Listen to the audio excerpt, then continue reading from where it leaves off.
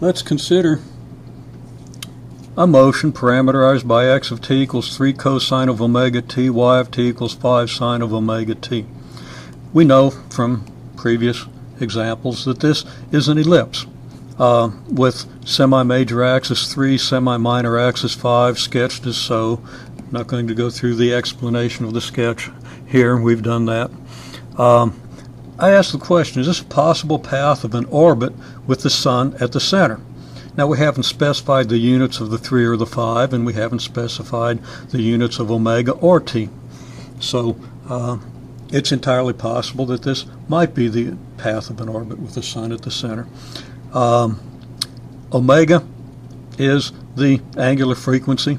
It tells us through how many radians, for example, the argument of the cosine and the sine function will change per unit of time. And we know that the period of the motion, this motion occurs with a period of 2 pi over omega. This is 2 pi radians over the number of radians per unit of time. When we divide this out, we're going to end up with the number of units of time required to complete the circuit. Now let's look at our r of t and theta of t. Now what is r of t? What is theta of t for motion around this circle? So here we have a typical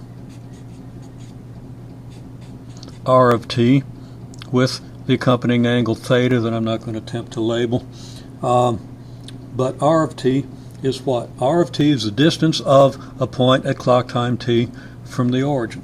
So r of t is just going to be the square root of the x component squared plus the y component squared, and that's going to be squaring the x component. We end up with 9 cosine squared of omega t.